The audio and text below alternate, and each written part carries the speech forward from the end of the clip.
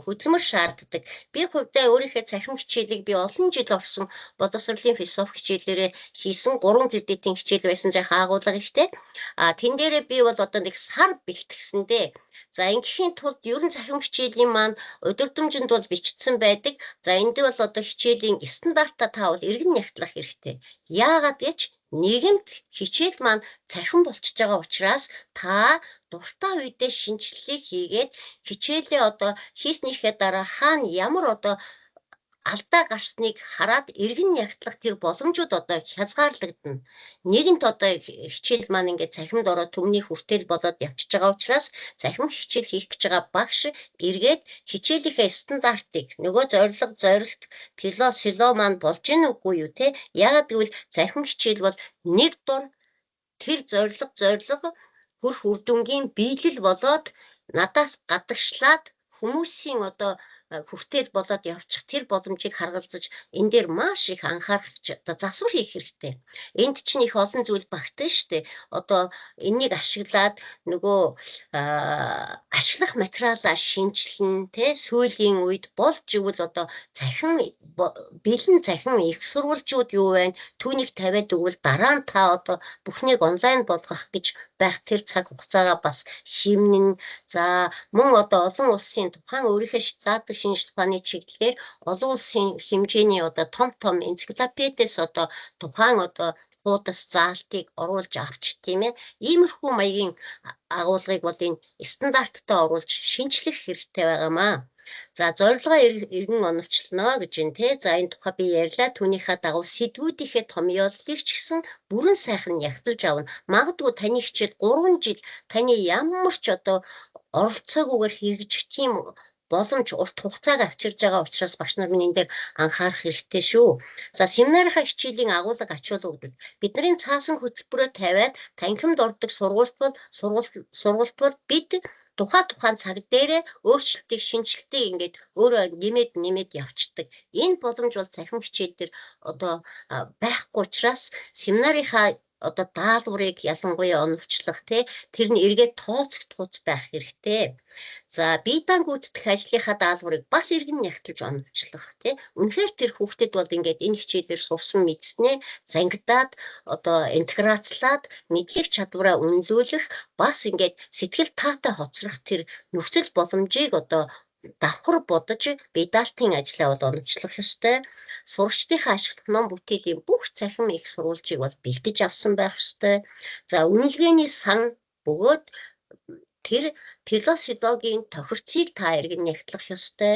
За хичээлийн энэ бүхнийг эргэн нягтлсныхаа дараа хичээлийн танилцуулга зөвлөмжийг өгнө. Тэр нь бид танхимд ороод миний хичээл ийм зорилготой ийм юмнаас бүрднэ гэд бид ярьцдаг тэр зүйлээ зөвлөмж маягаар одоо хичээл одоо бас бэлдэж авсан байх ёстой. За хэлэлцүүлэг орж ирдэг. Цахим хичээлд хэлэлцүүлгийг бол одоо асуудлыг сэдвийг маш оновчтой томьёолох. За ийм зүйлсийг бэлтгэж дууссаны дараа одоо цахим орчинд одоо энэ байх ёстой газар нь одоо оруулаад тавихыг л цахим хичээл одоо боллоо гэж хэлэх юм байгаа агуулга талаас нь. За ингээд дараагийнхаа одоо зөвлөмжийг одоо энэ ярьсан бүх зүйл дээрээ тулгуурлаад товчхон өгөх юм бол лекцүүд одоо энэ тухайн хичээлийн хүрээнд бол зайлшгүй шаардлагатай мэдээлэл байдаг гэдгийг манай багш нар мэдэн штэ. Тэгэхээр энэ маань миний хичээл бол нэг 15-аас 27 минутанд нэг хичээл маань үргэлжилж исэн. За энэ маань за зарим одоо ер нь ингээд лекцийн хичээл дээр бол ингээд зураг дүрслэлүүдийг маш их оруулж ирэх ёстой. Тэгээд түүн дээрээ оновчтой тайлбарыг бол багш яриад өгчвөл одоо их зүгээр гэж би бодож байгаа. Ер нь тэгжиж бас хичээсэн. За энэ маань ямар үед хэрэгжих боломжтой вэ гэхээр нөгөө агуулгаа маш сайн өөрөмшүүлсэн, маш сайн мэддэг одоо багш бол ийм байдлаар хичээл орж болоод байдаг. Энэ яаж над мэдрэгдэж байна вэ гэхээр миний 2 кредит байсан хичээл 3 кредит болчихсон чинь агуулга нэмэгдэхээр би нэмэгдсэн шинэ агуулган дээрээ энэ чадвар маань одоо бас надад дутмаг байгаад байна уу да гэж бодсон. Тэгэхээр энүүгээрээ дамжуулаад би багш нартай юу зөвлөх гэж байна вэ гэхээр заах гэж байгаа сэдвээ багш дахин нэг одоо эргэн нягтлж юуг зургаар юуг одоо үзүүлэх одоо юу бичвэр байдлаар танилцуулах уу гэдгээ маш их бодож, ер нь бол лекцээ маш их сонирхолтой хэлбэрээр те дүрс ихтэй, тайлбар оновчтой, хэл найруулга нь одоо маш одоо тодорхой ойлгомжтой. За бичвэрүүд нь бол одоо найруулгын хувьд бол одоо цэгцтэй. За авж байгаа жишээ маань оновчтой байлгах ийм шаардлагатай. Тэгээд ерөнхийдөө бол одоо миний ойлгосноор нэг би өмнө нь бас цахим хичээл бэлтгэж байсан логикийн маань хичээл бүрэн цахим болсон байдаг. Логикийн хичээл бол нөгөө угаасаа дүрс тэмдэгт ихтэй учраас сайхан болж байсан. А тэр хичээл одоо 3 жил хэрэгжээд явж байгаа. Энэ дээр ингээ харахад 20-с дээш гарсан одоо хугацаанд үргэлжлэх лекц бол одоо суралцагчдыг жаахан залхах тийм тал ажиглагддаг. Тэгэхээр за өсрээд 25 байхад нэг 17-8-аас 25 байхад болдог юм болов уу гэж би бодож байгаа. Ер нь ингээд би бас цахим хичээл бэлтгэхээ өмнө сайтуудаар ороод цахим хичээлүүдтэй танилцж ирсэн. Одоо ямар ч л байсан хүн уйдаа ахгүй тийм одоо хэрэглэх түүнийг бэлтгэх хэрэгтэй байна лээ. За тэгээд лекц болгон маань доороо одоо төгсгөлдөө товч хураангууд дүгнэлттэй. Энэ нь бол одоо нэрээ би ийм юм мэдлээ шүү дээ гэдэг ийм сэтгэгдлийг сурагчдтай одоо яавал одоо өгөх вэ гэдэг зорилгын дагуу сайхан дүгнэлт хийж өгөх хэрэгтэй. За бүх материалаа бол цахим болгож бэлдэнэ гэж байгаа тий. Зайлшгүй одоо манай чи ялангуяа магистр докторийн хичээлд хятадаас ирж байна тий. За англи хэл бол одоо бидний өдөр тутмын хэрэглээнд зайлшгүй шаардлага болчихсон байгаа. Тийм учраас хятад хэл дээр, англи хэл дээр ерөнхийдөө оюутнууд сонголтоор олон хэлтэй болоод байна шүү дээ. Ер нь бол тий. Тэгэхээр солонгос хэл дээр ч юм уу тий ийм материалуудаа тухайн сэдвийнхээ хүрээд гадаад хэл дээр материал оруулж өгвөл маш сайн одоо линкүүдийн тавина шүү дээ. За семинарын даалгавар бол сэдвийн зорилгот нийцсэн унших материалдаа түшиглсэн байх ёстой. Яагаад унших материалын материал өгчхөөд өөрөө лекцээ орчхоод нөгөө семинар дээр өгж байгаа даалгавар маань миний өгсөн лекцийн агуулганд ч нэг их тусаагүй, унших материалын агуулгад ч нэг их тусаагүй байвал танд бол даалгавар одоо таны хүссэн хэмжээнд гүйцэтгэлтэйгээр ирэхгүй байх магадлал өндөр гэсэн үг. Тийм учраас одоо би унших материалда юу өглөө те? Сэдв маань юу байлаа? Үүнийг ашиглаад тэр даалгаврыг хийж болох боломжтой даалгавар өгөх юм бол сурагчид маань урамтай хийнэ. Ямар ч асуудалгүйгээр ингээд сэтгэл зараад, цаг зараад сурахыг хүссэн одоо оюутан суралцагчд бол хийчдэг. За ажлын хуудсууд байх их тохиромжтой. Ажлын хуудсуудыг ерөнхийдөө юм хүснэгтэн байдлаар тий өгөгдлийн нөгөөд яг тэр тодорхой зайд нь одоо нэг А4-ийн хуудсан дээр хийнэ гэдэг зөвлөмжтэй бол та нөгөө эргээд даалгавраа шалгахад танд ингээд цаг хугацаа бага орно. Бас хүүхэд ярих хийх гэсэн зүйлсээ оновчилж, бөөгнүүлж, тодорхой цогц болгож өөрийгөө одоо ингэж цэгцтэйгээр илэрхийлээд даалгавар явуулахад тохиромжтой болдог. Ер нь ажлын хуудас одоо семинараа хүүхэд хийгээл явна. Та бүх семинарыг авч шалгана гэдэг бол хэцүү. Нэг 3 семинарыг одоо нийлүүлээд интеграцлаад нэг ажлын хуудас боллоо гэхэд 2 кредиттэй хичээл бол нэг 4 ажлын хуудас хангалттай тий 5 ажлын хуудас хангалттай та бүх агуулгаа шалгаад үнэлэх боломжтой гэсэн үг. За миний хичээл 3 кредиттэй байхад би 8 ажлын хуудас өгсөн. Нэг ажлын хуудасны цаана одоо 2 семинар явж байна гэсэн үг.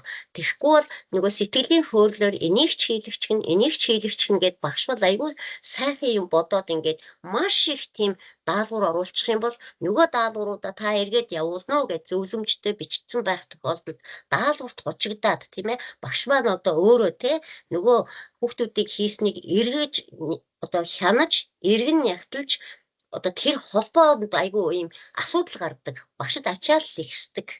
30 хүн ингээд даалгавар 7 хоногт явуулаад байхаар чинь тэрний чинь сууж унших эргээд мэдээл дүн үнэлгээг явуулна гэд багш жахан хүндрэлтэй байдаг. Тийм учраас одоо 2-аас 3 магадгүй 4-5 чадаж байвал семинаруудыг интеграцлаад нэг ажлын хуудсанд мэдлэг, чадвар, хандлагыг нь шалгах тийм даалгавар хийгээд авах юм бол та тухайн хичээлээ нэг 4-5 ч юм уу 7-8 ч юм ажлын хуудсанд багтаагаад үнэлэх их боломжтой шүү. Энэ маань нөгөө явцын үнэлгээ оролцоог ингээд дэм одоо үнэлгээ гаргахад маш чухал ач холбогдолтой. Тэгэхгүй бол одоо үнэлгээ тавих боломжгүй болно шүү дээ.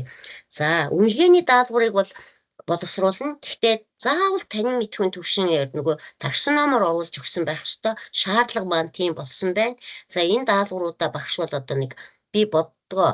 Яагад бол тэндээс нөгөө ингээд сонгох маягтай ирэх тохируулга байгаа учраас нэг одоо 2 кредиттэй хичээл бол доор хаяж нэг 80 сорил одоо байж ах хэвээр тагсан номчилсан тийм ээ. За бие даан гүйцэтгэх ажил дээр яах вэ гэхээр даалгавраа өгнө. Дараа нь тухайн даалгаврыг хийхэд анхаарах зөвлөмжийг тусад нь өгнө. Тэгээд үнэлгээний шалгуурыг маш тодорхой зааж өгнө. Тэ өдөрт хурц ирээд нөгөө зөвлөмж аваад байх боломжгүй хол ойроос оролцож байгаа суралцагчид байгаа учраас одоо бие даан гүйцэтгэх ажил гэхэд 3 хэсгээс бүрдэж байгаа нь шүү дээ. Тэгээд тэндээ хугацаагаа тэтгэвт хичээл эхэлснээс хойш тэтгэвт 7 хоногт гэж юу хугацаануудыг тавьж өгүүлэх оновчтой байдаг. Яагаад гэвэл 1-р улирлын 10 сарын ч юм уу 3 сарын ингээд одоо бид нар нөгөө энд байдаг хичээлтэйгээ танхимын хичээлтэйгээ ижилхэн тоо тавьчихаар нөгөө цахим хичээл чинь аль улирлд ч орж магадгүй болчдөг. Өвөлж орж болдог, хаварч орж болдог. Тийм учраас хичээл эхэлснээс тэтгэх 7 хоногийн дараа тэдгээр 7 хоногт гэдэг маягаар дандаа хугацаануудыг тавина. Хэлэлцүүлгийг ч гэсэн 3-р 7 хоногт хэлэлцүүлэхтэй хичээл эхэлснээс хойш. Тэгэхгүй бол тэнд ингээд хугацаа тавьчих юм бол нөгөө хугацаагаа ингээд хичээл орох тоолонд засаад байх боломжгүй. За бас ингээд онлайн хичээлийг оруулахад ингээд Word маягаар ингээд оруулах боломж их хязгаарлагдмал дандаа PDF болгоод оруулцдаг учраас багшд эргээд нөгөө оруулсан зүйлтэйгээ оролдож суух те одоо дахин бэлтгэх ийм ачааллууд гарч ирдэг гэдгийг манай багш нар бас анхаараарай. За хэлэлцүүлгийн сэдвийг бол одоо кредиттэйгээ тохируулж тооцох. За мөн л бид нар ч одоо бас ингээл яавал сайхан болох вэ гэдэг зорилгынхаа хүрээнд одоо их олон 7 хоног болгон хэлэлцүүлэг тавьчих бас хэцүү л байдаг. Би өмнө нөгөө цахим хичээл явуулж онлайн хичээл ингээд цэврээр явуулж байсан. Нөгөө юу логикийнхаа хичээлээр. Тэгэхээр мөн л одоо нэг 3 семинарын дараа нэг хэлэлцүүлгийн сэдв тавина. Тэр сэдв нөгөө 3 семинар нөгөө 3 сэдв буюу 3 семинарын дараа за 4 семинарын ард бол 2 лекцийн сэдв байж идэг 2 кредиттэй хичээл дээр тийм ээ. Тэгэхээр нэг 4 семинарын дараа нэг хэлэлцүүлэг тавина. Хэлэлцүүлэг маань бүх тэр үздсэн тэр агуулга 2 лекц бол 2 лекц, 1 лекц бол 1 лекц, 2 семинар бол 2 семинар, 3 бол 3. Үүнийг одоо хамттгсан аль альны нь одоо олоод мэдчих сурагчдынхаа чадвар хандлага мэдлэгийг үнэлчих тийм хэмжээний асуудал дэвшүүлсэн маягийн тийм одоо кейс байж болно. За мөн ийм асуудлыг тавьж болно. Шууд асуудлыг. За энэ асуудлыг ингээд хэрхэн шийдэх вэ? Одоо хийх хүүхдүүдийнхаа хийх оролдлогуудыг 1-р тэнгийн, 2-р тэнгийн, 3-р тэнгийн гэдгийг нарийн зааж өгнө. 1-р энд ямар асуудал харагдаж байна ч гэдэг юм уу те. 2-р энэ асуудлыг шийдэхэд таны үзсэн одоо энэ сэдвүүдээс ямар онол, ямар агуулга хэрэг болох вэ ч гэдэг юм уу те. За тэгээ яаж шийдэв, юу ашиглав гэдэг маягаар. Нэг бол шууд кейс өгч болно те. Одоо ажилдаад шийдвэр гаргах бүр асуулттай юутайгаа саяны ямар лекц хэрэг болов, ямар сэдв хэрэг болов, хэний ямар онол хэрэг болов гэдэг нь одоо нэрээ энэ даалгаврыг чинь хийхэд онлайн мэдлэг хэрэгтэй юм байна тий ийм надаас хэрэгтэй юм байна гэдэг ийм сэтлийг оюутандаа суралцагчтай өгдөг гэдгээрээ бид одоо нөгөө чиглүүлэх юмаа хийж гинэ гэсэн үг. Нэгэнт ингэж ярих боломжгүй байгаа учраас тийм ээ. За ийм маягаар энэ хичээлүүдэд бэлдэн одоо би та нарт өөрийнхөө хийснээс ингээд зүгээр боломжийнхаа хэрээр хитэн зүйл дээр ингээд жижигхэн тайлбар өгье. Жишээлбэл миний хичээлийн энэ дэлгэрэнгүй танилцуулга зөвлөмж бол одоо ингээд байж байгаа. Мэдээж стандартаа тавина, хөтөлбөрөд тавина. Дараа нь одоо багшийн үйл ажиллагаа юу байх юм тантай хүүхдтэй ажиллахад тийм ээ. Магистрант ч юм оюутан ч юм уу энэ үйл ажиллагааг чиглүүлэхдээ энэ багшийн үйл ажиллагаанд суралцагч маань оролцохдоо юунд анхаарах ёстой юм бэ гэдгийг ингээд сайхан бэлдэж аавна. бэлдэж авна. Дараа нь одоо бас нэг хийх ёстой юм бол одоо нөгөө хөтөлбөрөөр задлаад одоо би энд боловсролын философи байлаа гэхэд энд хичээлийн стандарт байгаа, ажлын хуудас байгаа, хэлэлцүүлэг байгаа, бие даалт байгаа, үнэлгээний даалгавар байгаа, видео лекц байгаа. Энд юу гэнэ вэ? Одоо нөгөө заавал унших болон нэмэлтээр унших юу байна, хичээлийн хөтөлбөр байна гэд таны энэ хичээлийн бүтцэд юу бүрдүүлж байгаа юм бэ гэдгийг сайхан зурган хэлбэрээр хүнд ойлгомжтой байдлаар нэрээ энэ хөтөлбөр гэдэг ямыг дарахад би ийм юмтай танилцах юм байна шүү гэдэг одоо сэтлийг, чиглүүлгийг оюутандаа өгнө гэсэн үг. Ийм юм бас их чухал байдаг шүү. Яг бол энэ нөгөө манай удирдамжид хичээлийн танилцуулга зөвлөмж гэдээ ороод ирсэн байдаг. Тэгээ энэнийхээ доор нь одоо дуу хоолоогоор хичээлийнхээ хаана ямар юунд хичээлийн төлөвлөгөөний одоо ерөнхий суурьт багтсан юм уу, мэрэгжилд багтсан юм уу, сонгонд багтсан юм уу, хідэн кредиттэй юм гэдэг юм бол одоо өөрийнхөө амаар танилцуулсан одоо юм контентийг оруулаад хажуудаа юмтай ийм одоо зөвлөмж тайлбарыг ийм янз бүрээр хийж болно гэсэн үг. За тэгээ багш нь хичээлээ бэлтгэхийн тулд одоо ингээд бүр ингээд юу яаж илаа бүх одоо ингээд энэ PPT-нүүдээ ингээд бэлтэж сайжруулж авна. За энд ажлын хуудасуудаа хийж авна, бие даалтаа хийж авна, лекц, семинар, стандарт, хөтөлбөр, үндсэн болон нэмэлт хэрэглэх түн, хэлэлцүүлэг гэдэг одоо ийм зүйлээ бэлэн болгочоод та одоо яаж гоёх вэ хичээлээ те? Техник нөгөө платформ, технологийн талаас нь би хичээлээ яаж гоё болгох вэ гэдгийг бодох ёстой. Ийм зүйлээ хийгээгүй байж одоо зүгээр уучлаарай ингээд манай зарим залуусыг харж яхнаа ингээд нөгөө юмдаа ингээд яарад явцдаг, тэр нь ихтчдэг, агуулга нь ингээд хоцорчдаг ийм тал бас байдаг. Тэгэхээр багш одоо мэдлэгийг, чадамжийг, тэр хандлагыг хүүхдэд өгөх л зорилготой бид нар. Тэгээс гоё сайхныг үзүүлэх бол дагалдсан юм гэдгийг бол манай багш нар сайн анхаарад яг энэ шиг уйхгүй би юм бэлтгэхдээ 3 кредит хичээл дээр сар одоо ажилласан. Тэгээ ингээ бүгдийг шинчилж авчгаад дараа нь яаж хичээлээ гоёх вэ? Нэмэлт юу өгөх вэ? Ямар зураг байх вэ? Юу байх вэ? Яаж тэнд одоо хүний сонирхлыг татах вэ гэдэг ийм одоо гоо сайхны талаас нь юм багш бодох ёстой. Тэгэхээр би юу гэж хэлэх гээд байна вэ гэхээр та захин хичээл бэлтгэж байгаа бол энэ зүйлээ хамгийн эхэлж бэлт. Энэ таны бидний өстой үнэндээ чаддаг зүйл байхгүй юу? Нөгөө техник, технологийн талыг бид нар бас суралцахыг үгүйсэхгүй. Тэр платформтой ажиллаж сурна ямар одоо юунууд нүднүүд байна уу те, түүнд нь юу нэгтгэх юм байна уу, хаана нь юу байрлуулчмаар байна уу гэдэг бол бидний 2 дугаар асуудал шүү гэдгийг хэлмээр байна. За дараа нь одоо ингээд энэ жишээлбэл би ингээд ажлын хуудас гэдэг юуг ингээд фолдерыг нэгтлэхэд миний 8 ажлын хуудас ингээд байж байгаа жишээний те. Одоо ингээд одоо энэ 4 сарын 10 дээр энэ хичээлийн шалгуулалт явсан байхад би ингээд одоо 3 сарын 29-нд 4 сарын ихээр хийсэн юмнууд эцсийн удааныг харж эргэн ягталсан байх жишээтэй. За нөгөө семинаруудаа бүр одоо бүгдийг ингээд даалгавраа ингэж тавиад одоо оруулахад бэлдээд PDF болгож авсан байх жишээтэй. Би энийг одоо дандаа 3 сард хийж исэн байх жишээний те. Тэгэхээр би бүтэн сар хийсэн гэхээр би одоо 2 сарын сүүлчээс эхлээл 4 сарын одоо 10 хүртэл би энэ юун дээр яг ингээд суусан.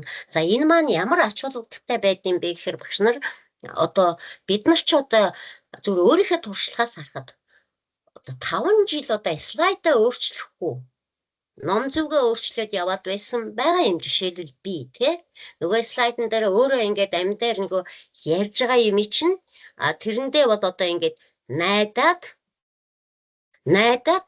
одоо чадж байна гэдэг одоо танхимын хичээлээр шууд ингээ хийгээ явж исэн. Захим хичээл бэлдсэн багш ямар ач холбогдолтой юм гэхээр нэгдүгээр ялангуяа магистрт нөгөө цөөн хүүхэд хэлсэн. Нэг хүүхдэд хичээл заах, 2 хүүхдэд хичээл заах энэ зүйл бол нэг юм чөлөө тарьсан гэдгийн доор одоо бас нэг сониндөө байгаад байгаа шүү дээ юу нь. Тэ нэг 5 удаа сайхан лекц өгчихдээ гэж мөрөөдөж явсан хэрнээ дөрвч байна. Зарим хүн бүр одоо сүүлийн 2-3 хоногт ч нөгөө ганц оюутнаа дуудаад ирчихсэн ингээ сууж ах амьдрал дээр тийм юмнууд байгаа юм. Байдаг би энийг маш сайн мэдэрдэг. За энэ нэг хүүхдийн 2 хүүхдийн бичил одоо группээр орж байгаа хүүхдүүдийн хичээлийг хамгийн үр дүнтэй болгох гоё арга хэрэгслийг би захин энэ онлайн хичээл гэж бодож маш их юм олзуурхаж хүлээж авч тэгээд хичээлд оролцохдоо ямар бодолтой оролцсон гэхээр би одоо хэн билээ те Тэгээ би залуустай эдгээр ингээд одоо бэлдээсэй гэдэг урмыг өгөхийн тулд багшны хичээлийн уралдаанд бол оролцсон байгаа. Тэгэхээр та ингээд миний хичээлийг 1-2 хүн сонгочихсон байх танд бол ингээд асуудал биш болно. Та яагаад гэвэл иж бүрэн хичээлтэй учраас тий. Тэгэхээр магистр докторийн хичээлд ингээд зориулан энэ хичээлүүдийг ингээд бэлтэж аваасаа гэж бодож байгаа. Хоёрдугаарт хүн нэг хичээлээ онлайн болгож бичүүлэхийн тулд маш их шинжилгээ хийж авдаг. Маш их шинжилгээ хийж авдаг учраас би одоо тухайн хичээлээр өөртөө нэг шинжилэл хийлээ гэсэн юм өндөр сэтгэгдэлтэй үлддэг. Хэрвээ онлайн хичээл гэж шаардаагүй бол би тийм зүйлийг би даагаад өөрийнхөө санаачлахаар юу хийхүүгүй юу гэдэг бас л эргэлзээтэй болж байгаа байхгүй одоо олон жил багшилчихсан туршлагатай одоо би ингэж хэлж байгаа юм чи манай залуучууд ямар их ажилтай бид чи ямар их ачаалттай байдаг үлээ те. Тэгэхээр энэ цахим хичээлийн энэ хичээлийг бэлтгэхэд миний одоо эцэст нь хэлэх гээд байгаа зүйл юу гэхээр нэгдүгээр та агуулга нөгөө стандарт хөтөлбөрийнхаа биелэлт хэрэгжилтийг маш сайн хянаад сайхан бэлд. Тэрэнд хугацаа гарга. Гэтэл манай багш нар яадаг вэхээр залуучууд өөртөө итгэдэг учраас одоо 7 хоногийн дараа цахим хичээлийн шалгаруулалтаа гэхээр бэлдээд эхэлдэг. Тэр тэгэд гүйцэтгэв, чаддаггүй, дийлдэггүй тэр чинь мэдчихэж штэ. Хүн дутуу юм явуулахыг хүсэхгүй штэ. Тийм учраас одоо нэг сарыг энэнд зарцуулаад хичээлээ маш сайхан шинжилж аваад техник технологийн асуудал бол хоёрдугаар асуудал та бол одоо янзын гоё болгож болно. Хичээлээ хийчихсэн байхад би яаж гоё болгох вэ гэдэг бол аюу гоё урамтай ийм асуулт байдаг. Энэ бэлтчихсэн юм би одоо сайхнаар үзүүлэх хэрэгтэй гэдэг чинь одоо хэн одоо хийчихсэн хүн чинь маш урамтай тэрний төлөө те мэддэг чаддаг хүнээс зөвлөгөө авна өөрөө тэр нөгөө платформ руугаа орж танилцсан тэр бол одоо ингээд аюу хурдтай явдаг. За ийм л зөвлөгөө өгмөр байна да багш нар минь намайг 20 минутны зөвлөгөө гэсэн би тэгээд бас их хурдтай ярьлаа. Ингээд та бүхэндээ одоо энэ цахим онлайн хичээл бэлтгэх энэ үйлсэд одоо маш их амжилт хүсье та нар чадна амжилт хүсье. Та нарыг камера нэг төр өгчөөч хэрвээ боломжтой бол. Яасан бүрмсэн болсон уу? За ингээ баярлалаа багш нараа. Болсон. Баярлалаа Яг одоо Сэлэнгийн багшийн хичээлийг сонсчоод багш нар асуух юм байвал асуухгүй. Тэгнэ багш нар байж байна энд. Би өөр гэртээ татаа сууж байна. За Сэлэнгийн. За минийх камера юун дээр болтгүй харагдаж байна уу? Одоохондоо харагдахгүй.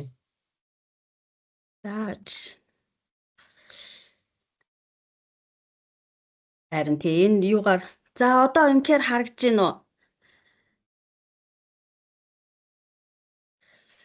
За юу ч гэсэн за юуны өмнө бол миний юу тийм сайран болохгүй ах шиг байх юм. Тэгээд энэ өдрийн мэндийг хүргэе. Тэгээд миний өнөөдрийн сэдв бол яг нэмэгч аргал агшийн сэдвийг бол уялдуулаад цаашаа бид нар бол платформ хиймэл оюун ухаан ашиглаад видеог хэрхэн сонирхолтой болгох вэ гэдэг туршлагаас баганч олоо хуваалцъя.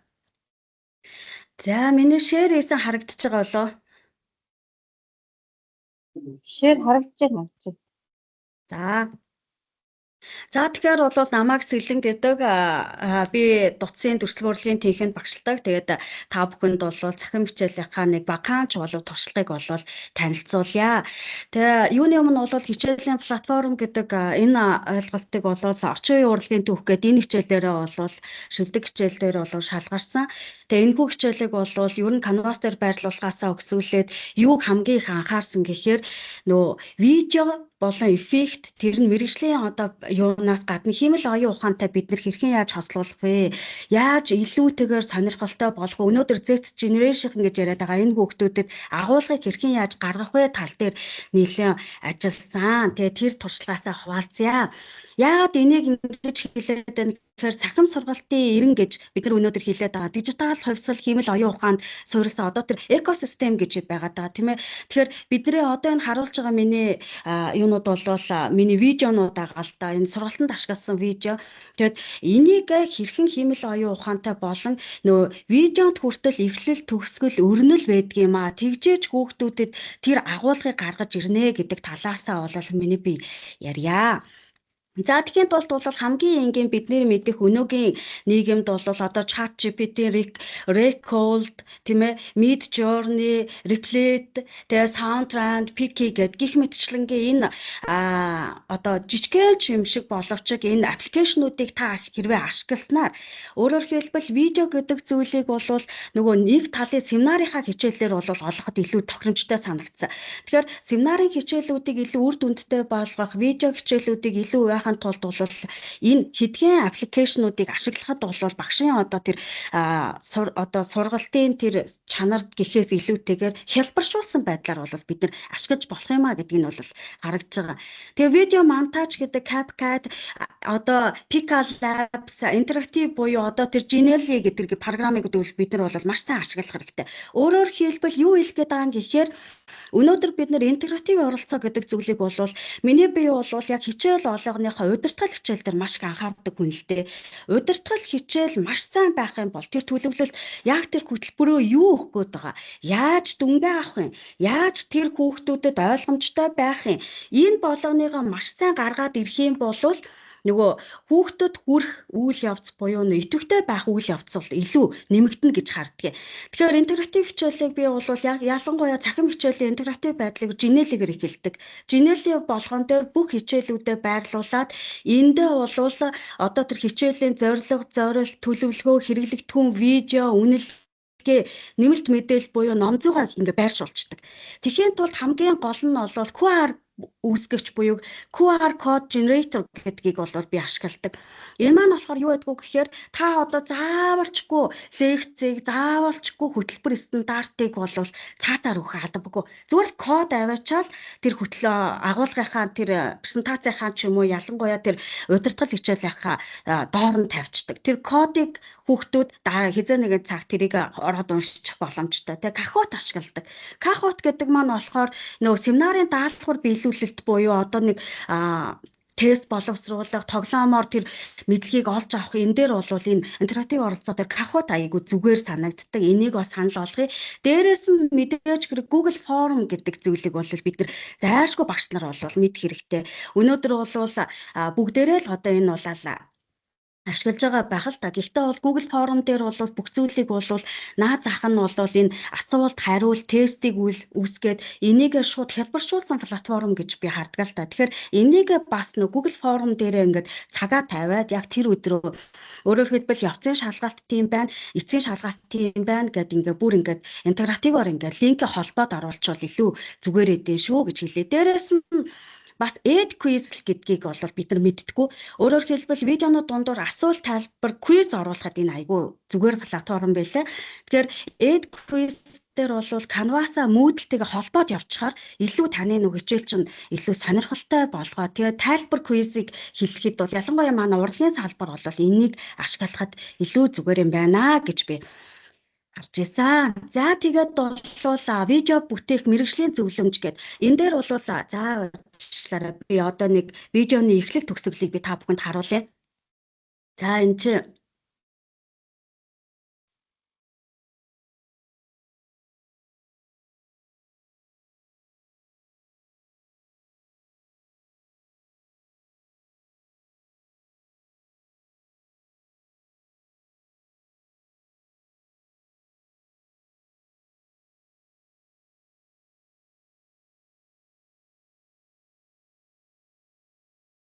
тэгэхээр юу хэлээд байгаа юм гэхээр видеоны эхлэл хамгийн чухал. Тэгээ өрнөл одоо яг ямар дүрсээ аваад ямар дуусаа оруулах гэдэг нь маш чухал. Тэгэхээр тэгэхээр юу хэлэх гээд байгаа юм гэхээр нөгөө бид нар бол ингээд жоохон юмн дээр ч гэсэн за энэ бол хэрэггүй тэр мэрэгжлийнхэн хийдэм байгааз гэдэг ойлголт аваад байдаг. Гэхдээ хүүхдийн сонирхол бид нар бол нөгөө бүтээгдэхүүн одоо нэгснэ үйлчилгээ үзүүлж байгаа хүмүүс гэдгээр айгуу сайн мэдэх хэрэгтэй. Тиймээ тулд бол видеоны тэр агуулга лекц дээр хэрвээ та видеогоо оруулж байгаа бол магадгүй семинар дээр видеогоо оруулж байгаа бол эхлэлийг маш сайн харах хэрэгтэй. хамгийн гоё эхлэл, хамгийн дуу дүрсийн өндөр микрофон, арын дуу, гэрэлтүүлэг, дүрслийн химнэл, интерактив буюу тэр одоо нөгөө нэг дизайн, хөдөлгөөн бүгдийг та storyboard гэдэг зүйлийг бол хийх хэрэгтэй.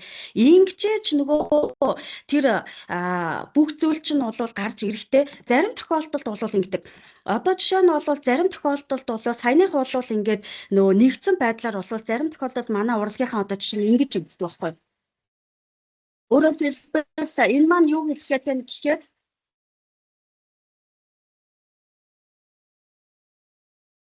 тэр энэ маань юу хэлгээд байгаа юм гэхээр одоо нөө сэдвээ дагаад видео эффект чинь гарч ирэх хэвээр. Сэдвээ дагаад агуулга чинь гарч ирэх хэвээр. Магадгүй энэ одоо урлагийнх нь л энийг хийж чадна гэж бодож ивэл бас эндүрэлтэй. Өөрөөр хэлбэл түүхийн талаасаа, социологи талаасаа одоо математикийн шинжилгээ хүртэл ингээ хэрвээ та видео хийж байгаа бол ихтэл өрнөл төгсгөрлийг заавал storyboard буюу нөгөө яг ийм юмыг агуулгаа бичээд ингээд бүгдэнтэй нь оюутантайгаа ажиллаж болно.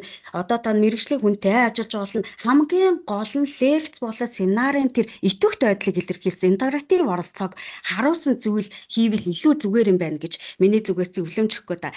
Тэгээд энэний тулд бол одоо жишээ нь бол хэд хэдэн AI буюу хэмэл оюун ухааны би програмууд зааж өгье гэж би бодсон юм л да. Өөрөөр хэлбэл Labs Google Flow гэдэг энэ байгаа. Хамгийн сүүлийн үеийн 2025 оны 5 сарын 20-нд бол албан ёсоор танилцуулагдсан. Энэ хамгийн сүүлийн үеийн одоо текстийг видео үүсгэх. Өөрөөр хэлбэл та зүгээр л зураг оруулна. Тэгээд түүнээсээ бол текстийг бичээд өгчнө. Таны өмнөөс видео чинь лекцийг нь заана. Энэ бол нөгөө юу хэлэх гээд байгаа юм Labs Google Flow-ыг ашигласнаар та бол заавал өөрөө одоо өөрийн биеэр ярих шаардлага болцсон. Таны нөгөө нэг хэмэл оюун ухаанаар таныг дүрсчүүлэл яг та өөрөө ярьж байгаа юм шиг тэр платформыг гаргаад өгчдөг болцсон байгаа шүү. Тэгэхээр энийг багш нар бас авч үзээрэй. Дээрэс нь бол VI3A гэдэг бас нэг энэ програм байгаа. Энэ маш сайн. Өөрөөр хэлбэл мөн адилхан 5 сарын 20-нд албан ёсоор танилцуулагдсан нөгөө юутайгаа зэрэг танилцуулсан. VI бол юу хэлэх гээд байгаа юм гэхээр богино видеог текст диспл нөгөө нэг одоо зурагтаа уйлдуулад тэгээд ерөөсөө тэр эффектүүдийг зэрэг үүсгэж өгдөг. Өөрөөр хэлбэл яг таны тэр бодит юм шиг орчин, бодит юм шиг тэр технологиг ашигласан тэр хичээл зааж буй орчныхын зургийг аваад таны зургийг аваад ингээд бол нийлүүлээд нэг видео өгч энэ програм бол өнөөдрийн төвшөнд бол хамгийн эрэлттэй байгаа. Энэ програм байдаг. Энийг та бүхэн ашиглаж үзээрэй. Google DeepMind гэдэг алдаршсан. Тэгээд одоо мэргэжлийнхэн бол VI3AI гэдгээр нь бол алдаршсан энэ програмыг бас ашиглаж үзээрэй. Дээрэс нь бол бид нар бол хөдөлгөөн гэдэг зүйлийг бол бүтээсэн хөдөлгөөнийг одоо зургаа хүссэн хэмжээгээр хөдөлгөөл ингээл зурган дээр ингээл хүүхдүүд гүүгээл ялангуяа ингээл нөгөө нэг бүх зүйл ингээ интерактив оролцоотой болохоор бидний нөгөө нэг хүлээлтээс өндөр гарч ирээд байгаа энэ одоо үзэгдэл бол Clengai гэдэг энэ програм байгаа. Тэгэхээр одоо та зогсож байгаа л өмнөх зургууд чинь ингээл гүйтэл илүү сонирхолтой болгох энэ хэмэл оюун ухааны програмуудыг бол манай агш нар илүүтэйгээр ашигласнаар нөгөө өнөө цагийн хүүхдүүд чинь зөвхөн ChatGPT зөвхөн одоо нөгөө нэг юу гэхээс илүүтэйгээр мэдээж хэрэг маш олон бүх юугаа хөтөлбөр агуулга лекц бүх юмаа бэлтжээд энэ програмуудыг ашигласнаар илүү сонирхолтой болно шүү гэдэг байдлаар бол өгж байгаа юм шүү. Энэ Clengai гэдэг энэ програм бол яг тэр бүтээсэн зургаа хөдөлгөх програм байгаа. За дээрээс нь мэдээж хэрэг Хейшин гэдэг програмыг бид нар бол мэдэхгүй байхын аргагүй. Өөрөөр хэлбэл хэмэл оюун ухаан гэдэг зүйлийг одоо сурчлагын дээр маш их ашиглаж байгаа. Одоо та бүхэн анзаарсан бол ингээд нэг монгол эмэгтэй ч юм уу нэг хувцастай хүн гарч ирээл багш гарч ирээл ингээд та бүхэн хэмэл оюун ухааны ингээд сургалтанд урьж байна гэл ингээд бүтээгээд байгаа. Хэрвээ та энэ аватар гэдэг зүйлээ өөрийнхөө аватарыг бүтээ. Багш нарыг бол би тэгж зөвлөмөр байгаа. Өөрийнхөө аватарыг бүтээгээд өөрийнхөө яг тэр зургаараа аватар бүтээгээд тэр удирдгал хэсгийн жижигхэн энэ хичээлийн зорилтоо хийгээл аватараа бүтээгээл интерактивтай холбоцохоор энэ нь өөрөө маш том сурталчилгаа болж магадгүй. Өөрөөр хэлбэл хүүхдүүд өнөөдөр цагт бол хэмэл оюун ухаан гэдэг Хейшин гэдэг энэ програмаар бол аватар бүтээхэд илүү ашиглаад байгаа боловч багш хүн бол өөрийнхөө лекцийг эхлэл олгож ингэж ашиглаж бас болох юм байна гэж миний биес бол харсан. За дараагийнх нь бол энэ аватар үүсгэснийхаа нэг сонирхолтой юм болохоор Кейжин гэдэг энэ програм болохоор зөвхөн аватар үүсгээ зогсохгүй нөгөө дуу хоолой оруулдаг.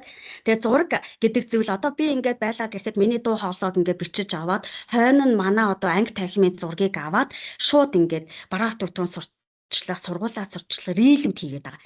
Энэ маань болохоор нөгөө нэг Кейжингээ програм зар сурчлагаадаа илүү богино хэмжээний шторк буюу тэр нөгөө нэг одоо жишээ нь бол энийг бол цахим хичээл дээр яаж ашиглах вэ гэхээр миний нөгөө сая хэлжсэн удирдгал хичээл дээр маш их илүү ашиглах бол илүү сонирхолтой болно шүү гэж зөвлөё. За дээрэс нь мэдээж хэрэг өнөөдөр бол маш олон багш нар бол нөгөө нэг дэлхийн зарим юунаас бол англи одоо Солонгос, Хятад гэхгүйгээр ингээд видеог шууд аваад ашиглаад идэгэл та. Тийм багш нартаа зориулаад видеоны дуу яриаг одоо сабтайтлыг нь болохоор шууд монгол руу хөрвүүлдэг програм бас бий болцсон. Энийг бол Vid.io гэдэг буюу энэ Vid.io гэдэг маань болохоор ярьж байгаа агшинд одоо би ингээд монголоор ярьж байгаа агшинд шууд англи дээр буулгаад энийг бичгийн хэлбэрээр гаргаад ирдэг. Тэгээ энэ програмууд нь болохоор нөгөө тодорхой хэмжээний нөгөө нэг одоо жилийн $50, нэг сарын $9, $7 гэд ийм байгаа боловч яг багшид үнэхээр тэр нөгөө нэг сонирхол татгуйц үнэхээр тэр хэмэл оюухан гэдэг зүйлийг бол өнөө цагт ингээд хичээлдээ хэрэглэе гэж бодож байгаа хүнд бол энэ маш одоо зөв сонголт юм бэлээ гэдгээ бол бас хэлэхэд зүг хаа. За тэгээд хамгийн гол нь бас нэг сонирхолтой юм нь бол эффектийг авч үздэг. Тэгээ Kinglai гэдэг одоо Kingai гэж алдаад одоо Klingai гэж алдагшаад байгаа тийм ээ. Тэгээд энэ маань болохоор яадгүй гэхээр нөгөө жижиг хэмжээний шторкийг энийг одоо тэгэхээр хэмэл оюуханыг би бүгдийг нь ашигладаггүй ийм эффектийг мэдэрсэн видеог мэдэрсэн хэмэл оюухан бид нар гарчлаа. Энийг бас ашиглаад үзээсэй гэдэг утгаас хэлж байгаа маа. Тэгэд энэ зураг биш эффектийг мэдэр гэдэг маань болохоор нэг ширхэг одоо бидний платформын нэг нүүр байлаа гэж бодъё. Таны одоо жишээ нь бол за нэг ямар нэгэн бие тамирын ч юм уу ямар нэгэн шинжилгээ ухааны нүүр байлаа гэхэд тэрэндээ нөгөө нэг хүн сонирхол татхуйц тийм нүүр сонирхол татхуйц тэр станд бүх зүйлийг хийхин тулд энэ одоо жишээ нь бол Klingai гэдэг стил имиж одоо эффект илүүтэйгээр энэ харуулсан энийг бас ашиглавал зүгээр юм байлаа шүү гэж хэлье. Тэгээд дээрэс нь хэмэл оюун ухааны хэрэглээ гэдэг бол хувь хүнд одоо тохирсон сургалт гэж би харж байгаа. Өөрөөр хэлбэл хэмэл оюун ухаан гэдэг зүйлийг ингээ хэрэглээтэйгээ холбоод видео эффекттэйгээ холбоод цахим сургалтайгаа холбох юм бол нөгөө жирээсэн Word-ийн бичлэг байхаас илүүтэйгээр PowerPoint-ийн бичлэг байхаас илүү интерактив гэдэг хичээл амьд оролцоо буюу амьд хичээлийн орчин бас бүрдүүлж болж байгааг бас бид нэр бас харах хэрэгтэй. Тэгээд үнэлгээг бол автомат байдлаар бол шийдэж болох юм байна. Энэ нь хэмэл оюун ухаантай холбогдож бас болж байна. Тэгэд өгөгдсөн суурилсан шийдвэр гаргалт гэдэг AI системийн нэг сонирхолтой юм нь бол оюутны ахиц дэвшил одоо багшид хичээлийн чанар дүгнэх, сайжруулах шийдвэр бүр тэр байтугай SWOT шинжилгээг хүртэл бол хэмэл оюун ухаанаар хийдэг болчлоо. Тэгэхээр энэ олгоныг манай багшийн үеийн багш нар бас ингээд хараад илүү өөрийгөө хөгжүүлээ, илүү сонирхолтой байлгах, дизайн хөдөлгөөнд дүрслэл бол зөвхөн урлагийн салбарт биш ээ.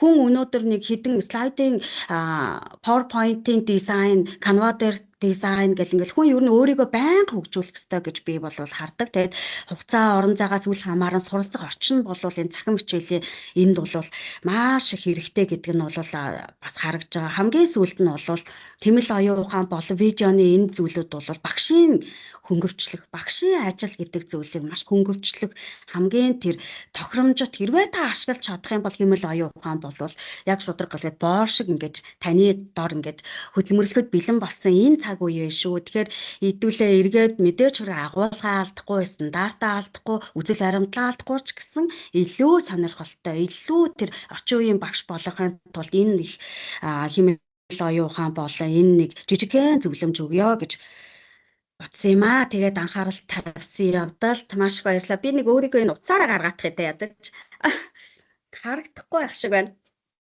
За тэгээд яриа сонсогдсон болов? Сонсогдсон. Баярлалаа. Сонсогдсон баярлалаа. Тэ. Одоо гарч ийн үү? Болсон. Доор нөгөө видеонууд юунууд ч байж байна. За одоо зөв. За. Тэ. Баярлалаа. Ямар гоё юм ярива. За баярлалаа. Тэ гоё юм Тэгэхээр байлаа.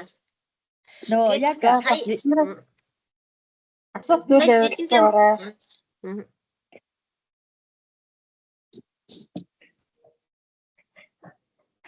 Сая сэлэнгээ багш бол би нэг энэ чимээгүй байдлыг ашиглаад одоо ингээд сая багшийн ажлыг маш их хөнгөвчилж өгнө гэж ярьж байна те. А миний хувьд бол хөнгөвчлөө зогсохгүй бүр нөгөө агуулгыг хүүхдэд хүргэхэд те нөгөө сонирхолтой бүр те айгуу сайхан хичээл болох боломжтой юм байна. Баярлалаа.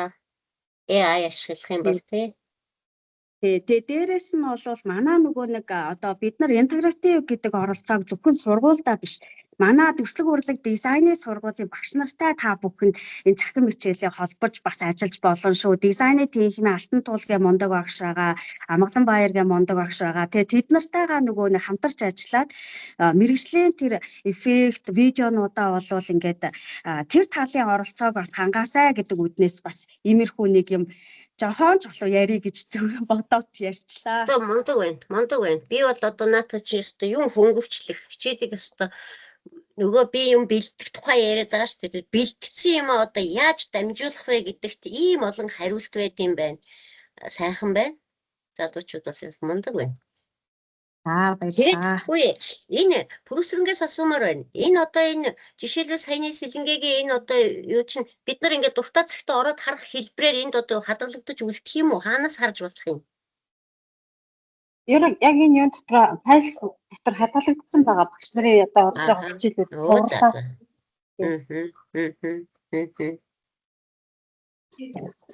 За багш нар асуух зүйл байвал асуугаарай.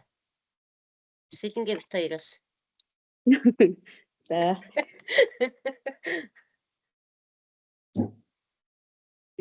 Мундаг байлаа би сэлэнгээд баярлалаа бүр дахин хэлдмээр юм. За баярлалаа. Одоо өмнөд дооногийн сургалтын дээр хүртэл нэг багшийн сургуулийн багшийн туслах чатбот хүртэл үүсгэсэн байлээ. Хичээлээрээ. Тэр мэрийг бас ороод харуул. Ерөнхийдөө нөгөө чатботыг ингэж үүсгэн, ингэж линкээ хуулна гэдэргээд айгүй хөөрхөн танилцуулаад байсан.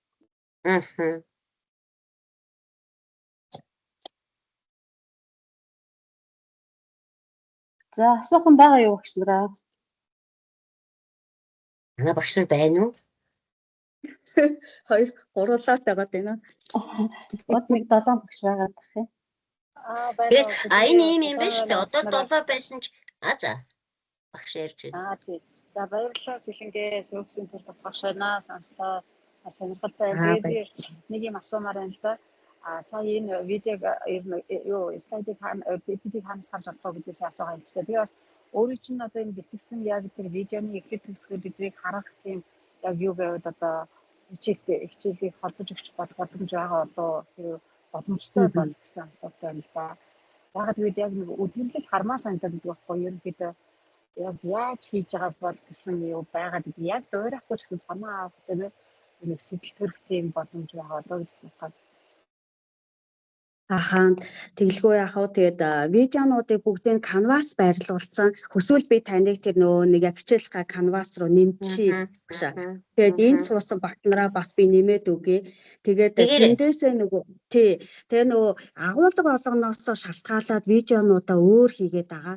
Тэгээд тэр нь болохоор нөгөө яг энэ маань болохоор storyboard гэдэг зүйлийг манайх нөгөө яг илүү тавьж ингэж ажилласан болохоор илүү тэр зүйл нь өссөн байж магадгүй. Тэгэхээр таныг нэмчихье өгшөө. Тэгээд сэлэнгээ нэмэхдээ нөгөө студентэр нэмээрээ. Сэлэнгээ. Студентэр нэмээрээ. Би нэг дээр нэг хүнийг багшаар нэмээ хайчихсан чинь хамаг юм өөрчлөө хайцсан байсан. За өгшөө. Тэгээ. Студентэр нэмэхгүй аюултай. Баярлалаа. За баярлалаа.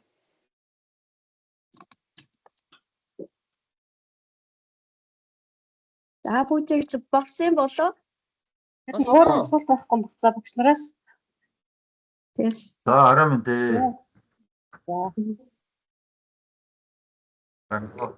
Арай мэндээ. Арай мэнд за яриад авчаа. За хоёр сайхан сургалтаа явуулж байгаа. Хоёр багштай. Баяр хүргэе. Тэгээ сая сүүлд хоцроод ирлээ. Ерөнхийдөө бол энэ саяны юу руу бас канвас руу инвайт хийчих юм шиг байна тий. Энэ сургалтууд чинь дандаа 4 дахь өдөр болгон 4-өөс 5 хооронд юм уу? Одоо энэ төгсгөл нэрстэй пүүжээ. Үгүй шүү дээ. 12 сарын 11-нд хамгийн сүүлийнх нь дуусж байгаа. За. Тэр сүүлийн сургалт болохоор нөгөө цахим хичээлд хиймэл оюун сурсан чатбот ашиглах гэдэг хичээл байгаа.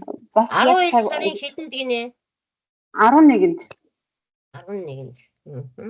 11 сар бүтэн ингэж яваад 12 сар 2 сургалт байгаа. Өнөөдрийн сургалтууд дууссан юм байна тий. Тийм тэгээд нөхөж үзэх боломжтой шүү багшаа. Ерөнхийдөө энэ линкээр нь ороод файлс дотор ер нь өмнөх хичээлүүд бүгд байршсан байж байгаа. Рекорд хийгээд хадгалагдсан байгаа. За. Асууж давтахаар үзүүлээд энэ дээр чат үлдээч чи voice үлдээж болох уу? Болно. Гэхдээ яг хэн багшаас асуух уу тэр багшаас асуугаад явчихад болно амар тий. За. Бүрс багш манай Батцэг багштай яасан хоолойны адилхан дууртай. Батцэг багш дуурайд байгаа болов. За амжилт дараагийн сургалтанд амжилт хүсье. За тэгээд идэвхтэй хамрагдаарай багшаа. Хамрагнаа. Өнөөдөр нөр энэ юу ч болохгүй байсаар байгаад өнөөдөр л нэг айтайхан нэгж орлоо шүү дээ. Ойр нөгөө захин хичээл дээрээс багт энэ баахан коронавиг үеэр л ашиглаад байсан. Энэ чинь бүр болохоо байсан байж 365 он сэргээж орж шít. Энэ группийн сургуулийн одоо 2-7 онцож байгаа тийм. Шилдэг хичээл 24-өөс 25 оны хичээл хэмжээлэгдсэн байгаа шүү. шилдэг хичээл. За. Тэгээ линкээрээ орохоор шууд урд нь дамжаад орсон. За баярлалаа. За өнөөдрийн цуврал онлайн сургалтанд туршлагаа хуваалцсан. Нийгмийн хүмүүнлэгийн ухааны сургуулийн нийгмийн ухааны техникийн багш нэмэх жаргал дөрслөг урлаг технологийн сургуулийн дөрслөг урлагийн техникийн багш Цэлэнгээ нартай баярлалаа. За ажлын амжилт хүсье. Баярлалаа. За. Энэ гоё сургалтуудаараа контент хийх санаа байгаа. Тэгээд энэ видео хэрж олгодох нь яах нь юм гэсэн хүн. Тийм. Сэлэнгээ багшаага бас нэмээрээ юунда. Canvas-та би орж сонирхмоор байна.